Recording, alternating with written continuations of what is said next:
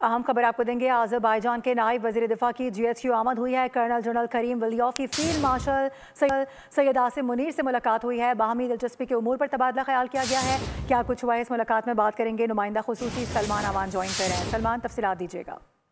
जी बिल्कुल, colonel general करीम वलियोफ जो हैं अज़रबैजान के अव्वल नायब वज़ीर दिफा है और उसके साथ साथ वो चीफ ऑफ जनरल स्टाफ भी हैं अज़रबैजान की फौज के। उनकी आज अहम तरीन मुलाकात हुई है chief of army staff field marshal Syed Asim Munir से। GHQ रावलपिंडी में ये मुलाकात हुई है और इस मुलाकात के अंदर दोनों जानिब से जो बाहमी दिलचस्पी के अमूर हैं, खासतौर पर पेशा वाराना अमूर, तरबियती मैदान के अंदर ताउन और अहम इलाकाई या आलमी सतह के ऊपर जो सिक्योरिटी लैंडस्केप है उसके हवाले से भी तबादला ख्याल हुआ। आर्मी चीफ की जानिब से पाकिस्तान की तरफ से अज़रबैजान के साथ जो दरीना गहरे बरादराना ताल्लुकात हैं उनको मजीद मजबूत और मरबूत बनाने के अज़्म का इरादा किया गया और उसके साथ साथ कहा गया कि पाकिस्तान जो दो तरफा ताल्लुकात हैं अज़रबैजान के साथ उसको हर शोबे में फ़रोग़ देना चाहता है। उसके अलावा जो आर्मीनिया और अज़रबैजान के दरमियान हाल ही में अमन मुआहदा तय पाया है उसके बारे से भी फील्ड मार्शल सैयद आसिम मुनीर ने कर्नल जनरल करीम वलियोफ को मुबारकबाद दी और इस इक़दाम को सराहा। और इसके साथ साथ जो कर्नल जनरल करीम वलियोफ हैं उन्होंने मार्का हक ऑपरेशन बुनियाद मरसूस में पाकिस्तान की मुसल्लह फौज की कारकर्दगी को सराहा है। इस हवाले से आगाह करते सलमान, बहुत शुक्रिया।